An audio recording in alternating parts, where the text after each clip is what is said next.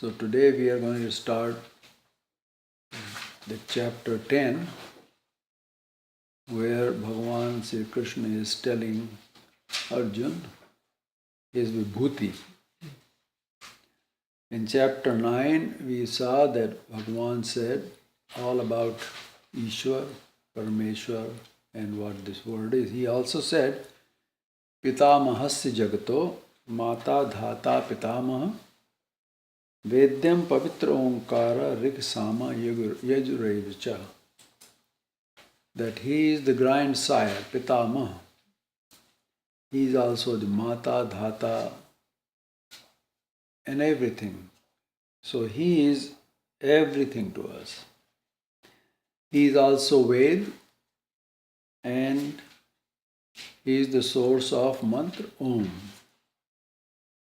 And 3 Vedas, which are Rik, Samved, and Yajurved. Later, then he said, Gatir Bharta Prabhu Sakshi Nivasa Sharanam Suhad. He says that Gati, every one of the Jeev, they have to come to me eventually. I am their Gati, their destination. So they are in this sansar, but they have to come to me at the end. Sooner or later, they all will come to me. I am their Lord, Prabhu, Sakshi, and I watch them. I don't interfere in their activity, but I just watch them, what they are doing. Nivas, I am their abode. Sharanam, I am their Sharan, they can come to me. And Suhrad, I am their well-wisher.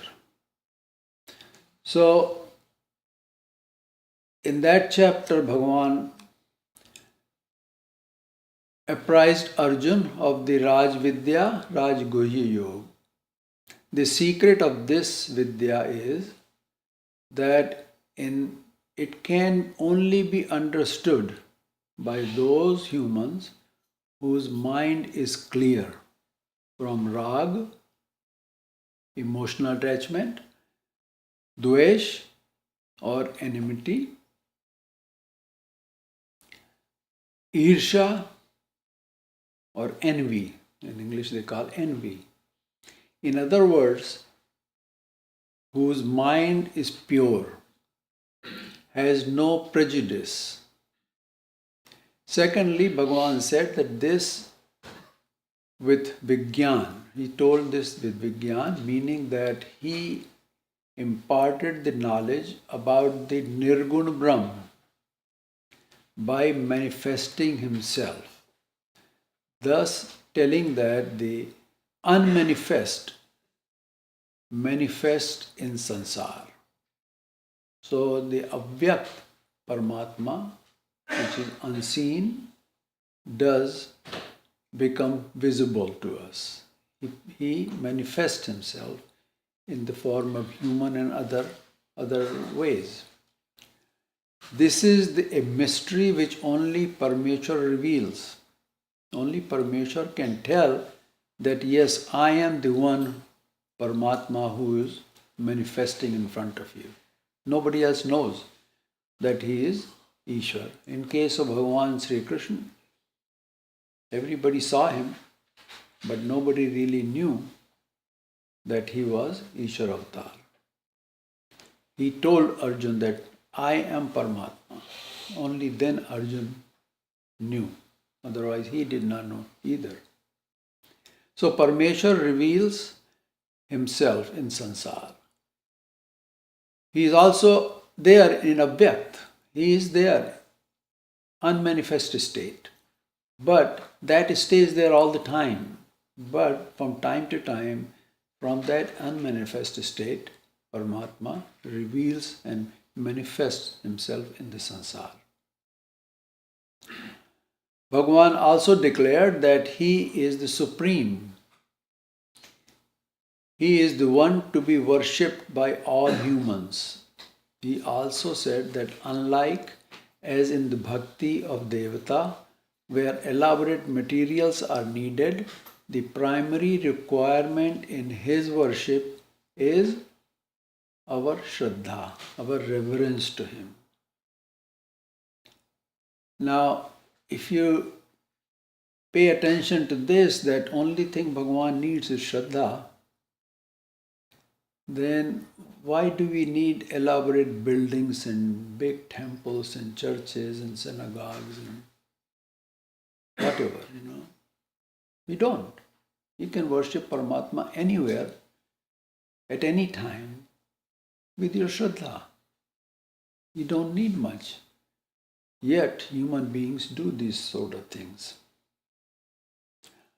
Now, Bhagavan continues by describing his Vibhuti. See, in chapter 9, he said he is Suhrad.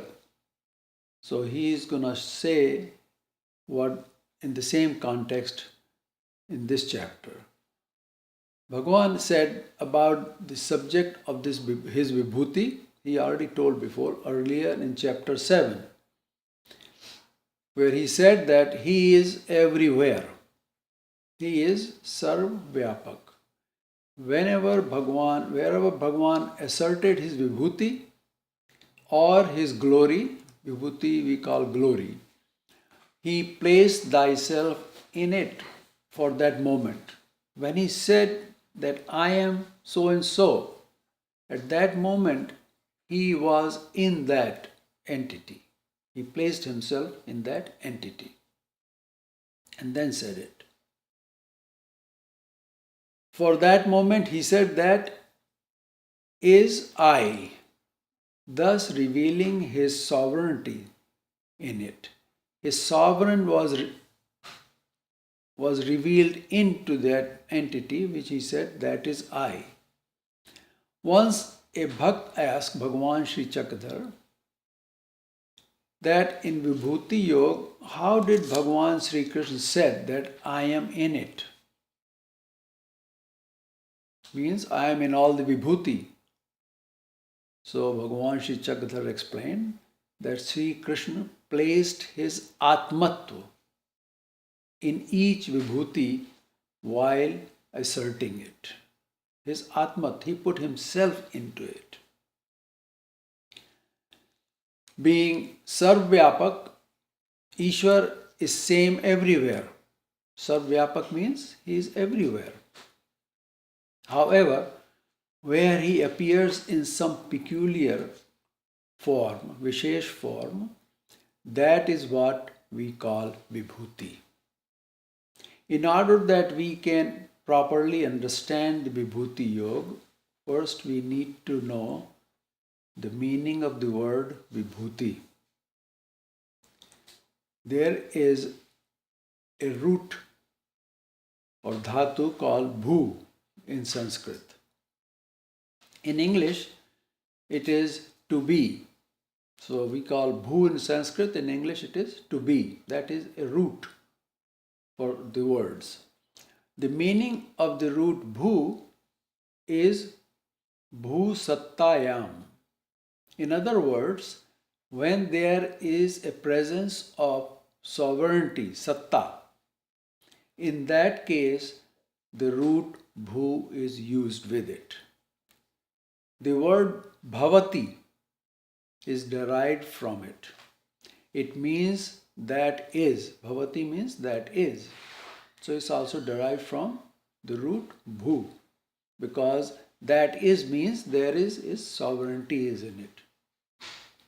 Words like bhav, bhav, they are all derived from the root bhu.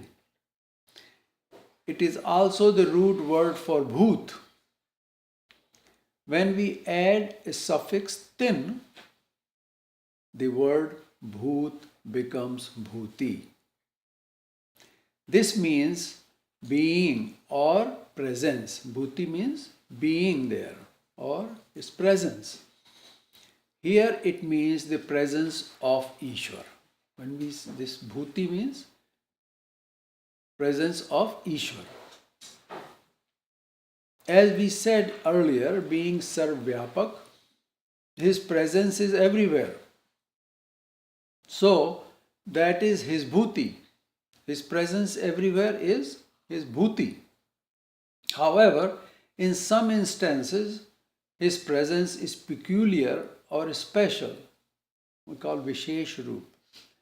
So that we from Vishesh go added to Bhuti, it becomes Vibhuti. There is his Vibhuti. Instead of Bhuti, there is Vibhuti.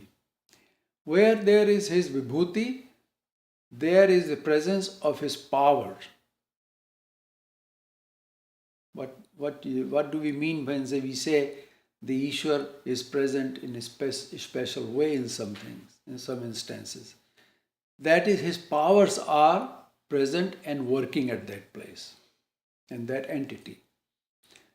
So, when and where his powers or samarth arises in his bhuti, see, his bhuti is everywhere. He is present everywhere, so his bhuti is everywhere at all times. But certain times, some places, his powers arise, and that we call, that is his vibhuti or his glory. When Ishwar places his power,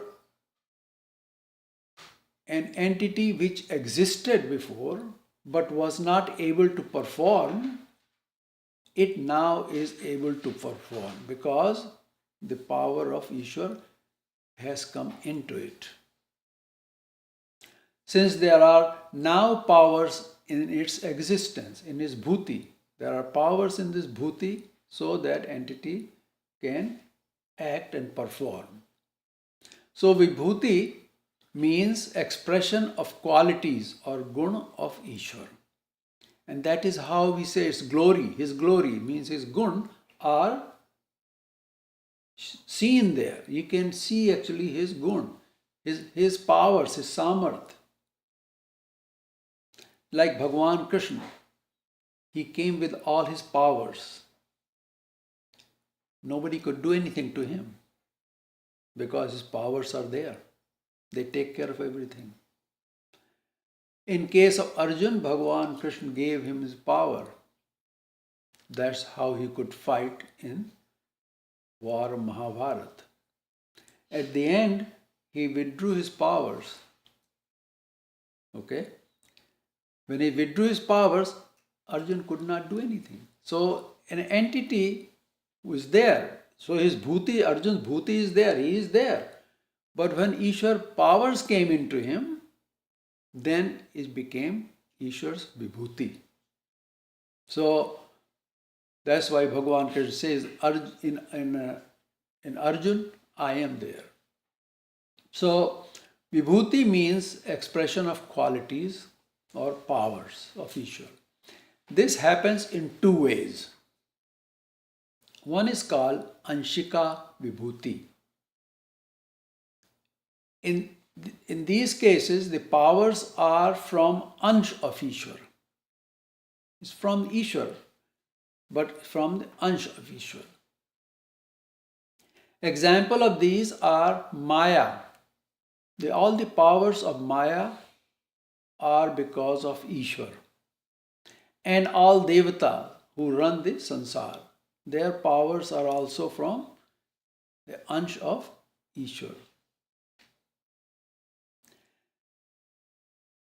Their powers or samarth comes from Ansh of Ishwar. What that means? Ishwar cannot be divided.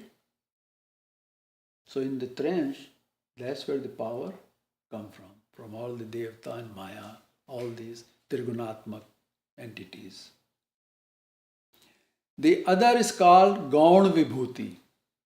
Gauni Vibhuti means here the qualities or gun of Ishwar are at work. And due to these qualities, the entity excels. So in some places, his qualities will emerge and those qualities will shine in there. And then you will see his glory because of his qualities being in there. It's called Gauni Vibhuti. For example, in Shlok 31, Bhagavan says, Rama Shastra Bharta Maham. Among those who carry arms, I am Ram. You never see Ram's picture without his dhanush. He always has his arms with him all the time. So the power, and he was perfect in fighting with that arms. So in case Bhagavan says the power of bearing arms in Ram is me. It's because of me. Not Ram, it's because of me. That's where the quality of Ishwar arose in there and shows in there. This is called Gaun Vibhuti. That is a gun which emerged in Ram. Then in Shlok 37, Bhagavan says, Pandava Nam Dhananjaya and Vrishni Nam Vasudayasmi. That among Pandav, I am Dhananjaya or Arjun. And in Vrishni Kul, I am Vasudeva, Krishna. So in these cases, the one who is saying this, that Pandava Nam Dhananjaya and Vrishni Nam Vasudayasmi, who's saying this? It's not the Krishna who is saying, who is standing in front of Arjun. So this is not the Krishna. Here the one who is saying is the Ishwar himself. Not the Vasudeva Krishna who is standing there. He cannot say in Vasudeva, I am there, because he is already standing there. So who's saying this? It's a third party who is telling this. And that is Ishwar himself is saying that in Arjun, I am. Pandavanam Dhananjaya. And Vrishnikul, I am Vasudeva. So, in this chapter, Bhagavan did not call himself Krishna. Anywhere, he did not call himself Krishna. And he was referred as Krishna by others and Vasudeva by others, but not, he never said that I am Krishna. He told all to Arjun, everything to Arjun, as Ishwar is the one who is telling.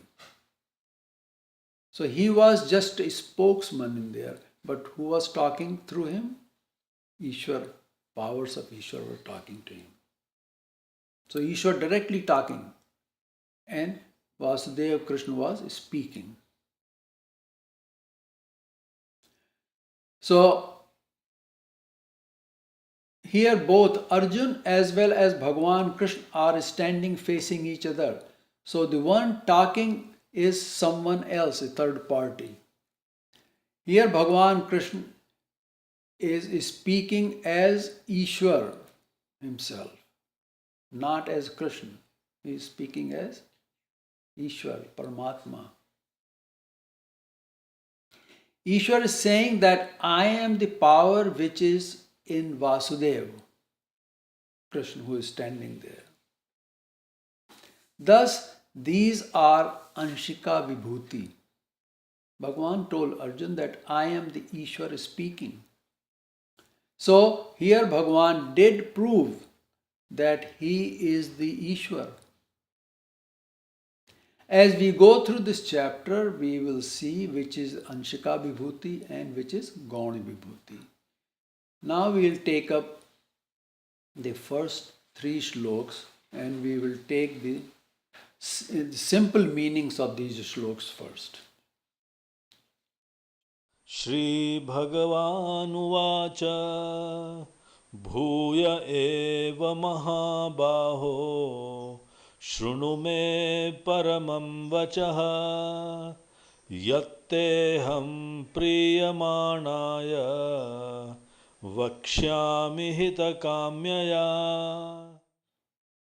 Bhagavan says, Mahabaho Bhuya eva Shrunu me Paramam vacha. Says, O mighty arm, he is addressing Arjun. Again, verily, hear thou my mysterious and powerful words. Yat teham, which I am saying for you. Why? Priyamanaya, who are extremely loving and are delighted to hear me. I am telling you, and he says to Arjun, you are loving to me, you love me so much, and you are willing to listen to me. That's the reason I am telling you. Hitkamya. He says, for you, out of solitude, for your welfare, for your hit. I am telling this for your welfare, for your own good. Vyakshami, I shall tell you. So Bhagavan tells Arjun, I know that I am beloved to you. And I like you also. And know that you will listen to me. It's not like telling somebody who just listens for 1 year, other year, no. He knows that he will listen to him sincerely. He wants to listen to Ishvara. Therefore, I wish to tell you my secret with my powers for your welfare, giving his jnana to him. Here there are two things to consider. You can tell something only to someone who would like to listen to you. There's no point wasting your breath in telling somebody something they really don't want to hear. So the first thing we should learn, tell people, only those people who really are sincere and want to hear, listen. Not hear, listen. And secondly, when Bhagavan says that you are beloved to me, this means that in the heart of Arjun, there is love for Ishvara. This results in Bhagavan's love for humans. So we have to initiate our love for Paramatma. Then Paramatma will reciprocate. Bhagavan, knowing the love for him in Arjun's heart and his burning desire to listen to him, to his words, want to tell Arjun the secret jnana for his welfare. Now, this jnana you can read in the books, you cannot understand. It's not going to work. Whenever jnana is told, it's coming directly from Paramatma. Just like we just saw the Bhagavan Krishna standing there in front of Arjun and telling him. And this third party, the Ishvara, is speaking through Bhagavan Krishna. So who's telling? It's the Ishvara himself. Nobody else can tell Ishvara's jnana, and we'll see why a little later here. Here the love of Bhagavan towards Arjun is like that of a mother for her son. The mother always has the welfare of her child in her heart. There is no mother who doesn't have it. She keeps telling her child repeatedly as to what to say and what to stay away from and who to be friends with. If she watches her child and knows whether his child is going right direction or not, and she will repeatedly keep telling the child not to do this or do this. Why? Because she has the child's welfare at her heart. Same way Ishvara tells things to those who want to listen as his child. That is why Bhagavan is again telling Arjun, keeping his welfare in mind. He's not saying for any other reason. He's saying because it is good for you to know this. And what Bhagavan wishes to tell Arjun is in the next shloka. न मे विदुः सुरगणाः प्रभवं न महर्षयः अहमादिर्हि देवानां महर्षीणां च सर्वशः. Bhagavan says, Name vidu surgana. The host of Devata know me not. Sur means Devata. Surgana, the whole group of Devatas, they don't know me. Who else do not know me? Maharshaya. All the Maharshis or sages, they too do not know me, says Bhagavan. What it is that they do not know about Bhagavan? He says, it is Prabhavam na. The secret of my origin, Utpatti. Nobody knows. Neither Devata nor all these rishis and munis, they don't know, Maharshis. The higher origin means, though birthless, yet taking various manifestations of power. What they don't know me? My Utpatti or my origin, which is being birthless, is still manifesting in the sansar. How can that happen? They have not a clue of it. This can be considered one, this is one meaning of it, of Prabhav.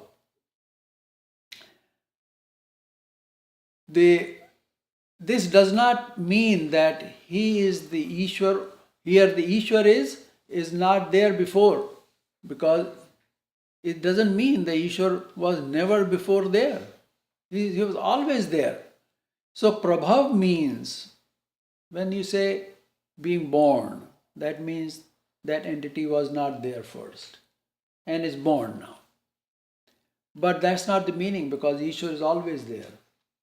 So the Prabhav means to expose or to reveal thyself. Okay? And why they do not know the secret of my origin? Because Devana, Maharshina, they are in all respects. I am the prime cause of Devatas and all great rishis. So why they don't know me, Bhagavan says? Because I am the beginning of them. Devata and Maharshi or sages who came after Devatas, neither one of them know me.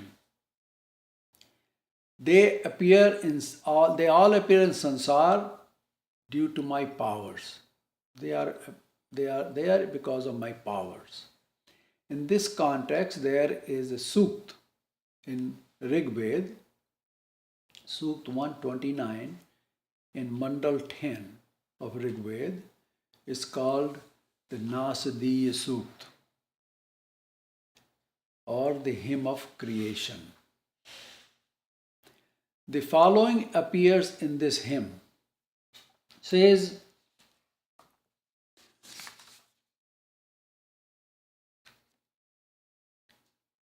Ko adha ved ka it pravochat.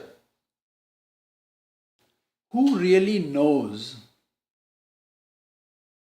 Who really knows that who spoke in the sansar? Who knows who spoke in sansar? And the next one is Kut ajata kut iv vishishti. How this Srishti came about to be? Who knows it? Nobody knows it. Then he says, these devatas just appeared in the Srishti. They were not there before. They appeared after this creation started. Then, who can tell from where the Srishti started? Where did it begin? Who can tell that? From this it appears that there was Ishwar before the Srishti was created. Devta come later. Rishis come after that. It is he or the Ishwar who brought about the creation. All Devtas were in their non-manifest state. They were there, but they were not manifest. When first Ishwar manifested himself, and then came Devata. So first Ishwar appeared, therefore Bhagavan is saying that I appeared before all Devatas and all great rishis. So they do not know me as to how did I come, how did I appear in sansar. See, the person who comes first, the person who comes later on doesn't know how he come from, where he came from. So in Rig Veda, it makes it clear that first the Paramatma appeared. Now, here's something else. This Sukt of Rig Veda is studied by a lot of astronomers also. So, a lot of astronomers have talked about it. Then, next shlok is Yo mamajamanadim cha vetti lokamaheshwaram asammudha samartyeshu sarva papaih pramuchyate. Asammudha sa marteshu sarv papeshu muchyate. Yo means who. Vetimam knows me. How does he know me? Ajam, Anadim means unborn, ajanma, and having no beginning. Anadim, having no beginning. That I am beginningless and birthless. Cha lok maheshwaram, and I am Lok Maheshwar. I am Maheshwar of all the lokas. Such a person, Marteshu, among the mortal, he is a Sammud,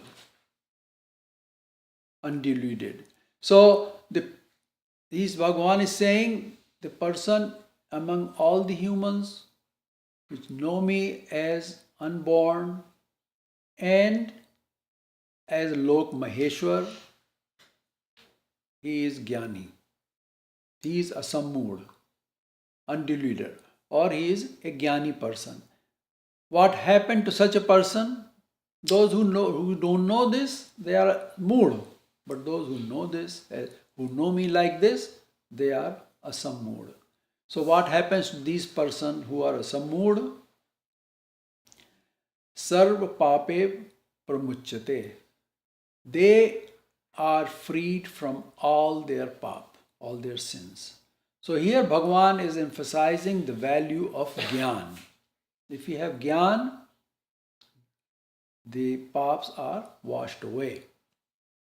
And Bhagavan has said this earlier in chapter 4, shlok 19. He told about the power and the value of Gyan when he said, Gyanana dagdha karmanam tamahu panditam buddha.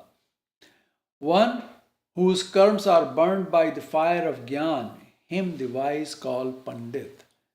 He has known to be to the Prapanch, Jeev and Devta. He knows what these three entities are. There are three separate entities. One is Prapanch, one is Jeev and one is Devta. And not just read about it, he actually knows it by heart. There is one thing reading, other one is to know it by heart. So that Gyan got into him, his persona. So he knows what is Prapanch, what is Jeev, and what is Devata. And not just read, only such a person's delusion is removed, and only he is the one who becomes free of all pap. Because all karma in sansar are performed under the state of delusion. Why people act the way they act? They always act differently, right? Because they like something, they hate something, this and that. So there's always, and that's how they act. If they like, they will act differently. If they do not like something, they will act differently. There's only two ways of action in this world. You act according to your selfish nature. So either you like something which is good, you think is good for you, you go for it, and you do karma that way. So if you think money is the answer to all the problems, then you go after the money. Or if you think that fighting in the wars, whatever, you go after that. So everybody does their karma, but they are all deluded because they are not having the jnana in them. And they are moh, they are under the moh. What is this moh? Moh actually, in the sansar, whatever you see, is all prapanch, which is inanimate. It has no life to it. It cannot do anything by itself. If you have a piece of brick sitting there, it cannot move by itself. Somebody has to move it. So in the prapanch, Devta acts through prapanch to show miracles, chamatkar. So Devta is doing a lot of things in this, everything done by Devta through prapanch, and expresses all these things through prapanch, and we see it and we get deluded, we get attached, attracted to it, right? That's what delusion is, getting attracted to something which really is not going to stay there forever. It's not nitya. Devta is doing something to attract you, and then it goes away. Just like you buy an iPhone, okay? First one, second one, third one, 4, 4S, 5, 5S, 6. Then they come 6 Plus, and oh my God, next one is coming. When is coming? Everybody is running after that. Now you get iPhone 8. Now wait for iPhone X. This is all delusion. Main thing is you want to make a phone call. The device does make a phone call. Device does you all kind of emails, whatever you want to do. Lot of things most people don't even need, which is on these phones. But another thing is status symbol. That is also a symptom of delusion, moh. Okay? A lot of people do things just to stand out in the society. Oh, there's a saying here, they say, you are known by what you drive. Okay. Well, you're under debt, and you're paying through your nose, but you're known by what you drive. So this is delusion. Most people are deluded. The person who has knowledge, they'll say, I only need this to do this. This is my perform. This is what I'm going to do. My duty is to do this, and that's all I'm going to do. No matter what happens, whatever anybody says, doesn't matter. That's what Gyan tells us. Bhagavan wanted to tell Arjun that first he should get the Gyan and understand these three entities, i.e. Prapanch, Devta and Jeev. Just know them, what Prapanch is, what you can do with it, and what Devta is, and what Jeev is. You got to know these three things. Then you know what to do. And that's how you become Jnani. Bhagavan has told these earlier. However, he says that I want to tell you this again, because you are dear to me. Just like mother wants to repeatedly tell what is good for the child. So he is telling again. Bhagavan tells that inanimate things are from my Jal Prakriti. He said that before in chapter 7, Ashtadha Prakriti. So all these inanimate things in the world are expression of his Jal Prakriti. And about the Devta in chapter 6, where Bhagavan says, I answered your 6 questions and told about the purpose of the creation is to elevate the Bhut Bhav. And that is my karma. Bhut Bhav Udbhav Karo. Bhut means Prani Bhut. All the jeev who are in sansar, bring them up. Their bhav bring the bhav up. Their thinking up, higher. Now here Bhagavan is repeating this by saying that one who is mukt in the sansar, he is in sansar, but he is not tied down by sansar. He is mukt. Is the one who has gyan. Once you have gyan of what? Prapanch, Jeev, Devta, then you are mukt. And that comes from Ishwar. Ishwar giving the gyan. Bhagavan wants to tell us as to what is vibhuti. He tells in the next shlok what vibhuti is. बुद्धिर्ज्ञानमसम्मोहः क्षमा सत्यं दमः शमः सुखं दुःखं भवो भावो भयं चाभयमेव च अहिंसा समता तुष्टिः तपोदानं यशो यशः भवन्ति भावा भूतानां मत्त एव पृथग्विधाः.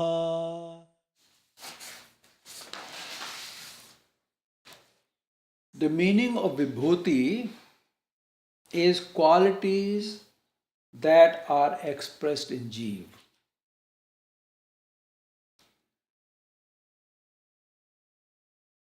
In each jeev, we can see the expression of some qualities or the gun of Bhagavan, of Paramatma. Bhagavan says that these gun are. Now, what are these things which we can see in each and every prani bhut, every human being? Of course, some have some have others, some have more than one, but these are the qualities which you can see in each and every jeev to some extent.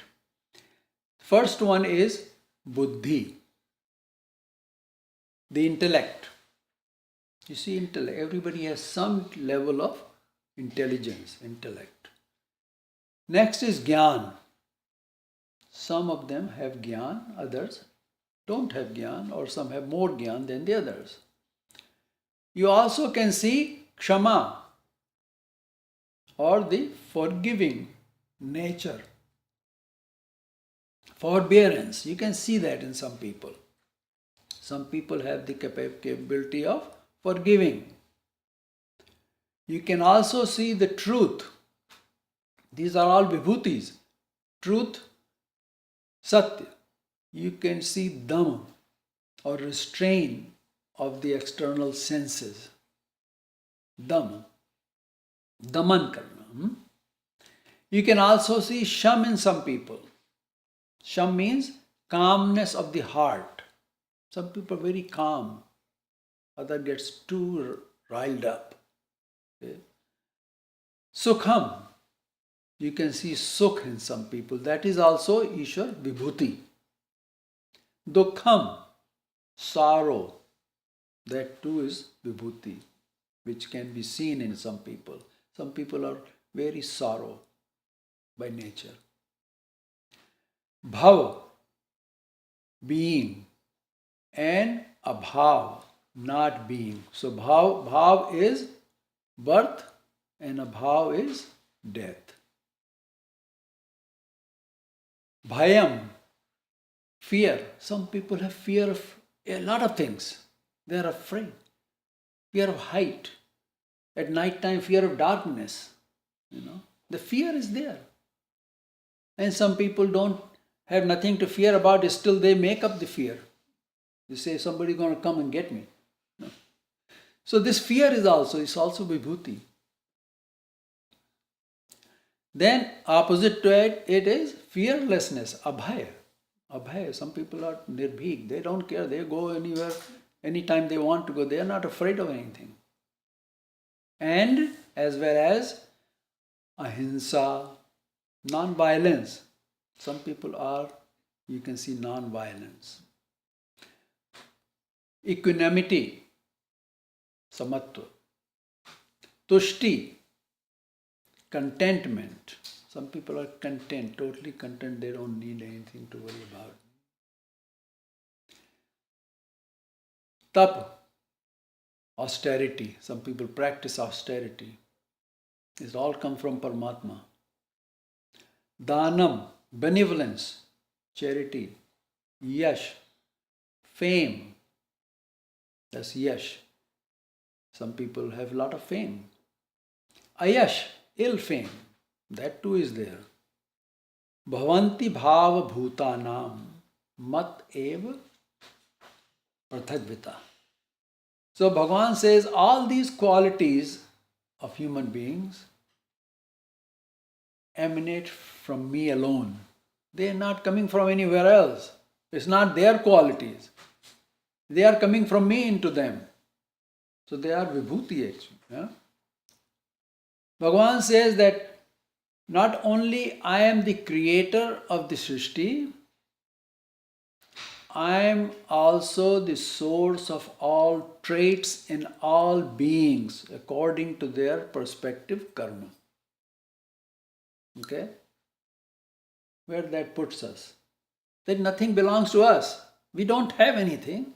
Whatever we are, it's all given to us by Paramatma. So for us to say, this is mine, I am this, I am that, we are deluded. That's why we say, this is the sign of delusion, moh.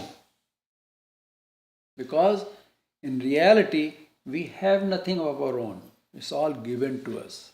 Bhagavan says very clearly, according to our karma, we get. Some people's karma is such that they become very benevolent in their life. Some people's karma is such they want to extort people for something. That's their vibhuti. Yeah? So this all comes from Paramatma. Next, Bhagavan is telling about Maharshi and the humans who came to be. Maharshaya sapta purve chatvaro manavastatha madbhava manasa jata yesham loka imaf prajaha. Now Bhagavan is telling how all the humanity came about to be in the sansar. First, he said Shrishti, how I am the creator. I created the Shrishti. Now he's telling how all the humans came in this Shrishti first. He says, Madbhav manasa jata. That Yesham lok imam praja. Maharshaya Sapt Purva. The 7 ancient rishis, Sapt Rishi, Chatvaro, and the 4 rishis called Sankadik rishis. They are Man Vasatha. And the 14 Manu. Manu Vasthata. There are 14 Manus. So who are these? They are Saptarishis. In the beginning they are Saptarishis, 4 Sankadik Rishis, and 14 Manu. Madbhava Manasa Jata. All of them were born from my will. Madbhav. From my bhav, they were born. From my thought, my thought brought them into sansar. They were not born out of somebody. No, they were all brought into the sansar through my thought. Possessed of power like me. They were very powerful rishis. They are pure-minded. So Bhagavan says they possess power of mind. I gave them the power. So Bhagavan says that all these rishis from whom the various gotra came to be, and 14 manus were all born out of my will. Okay? These are called Manas Putra. This is what they call Manas Putra. They are born out of their mindset of Paramatma. And Yesham Lok Imam Praja. From them all the creatures of the world descended. So that's how everybody came about to be in Sansar. Ishwar created the Srishti. Then he brought these seven Saptarishis, four Sankadik Rishis, they came, and 14 Manus. They were all born of the thought process of Paramatma. And from them all the next Praja came to be. So this is how here Bhagavan described how he is the Lok Maheshwar. Because all emanated from his thought. He created the Srishti and he brought all these rishis and all these manus. From them, the whole progeny started from there on. So he's telling how he is the beginning of all. So this is where we'll stop today. Next time we'll go deeper into the meaning of these shlok.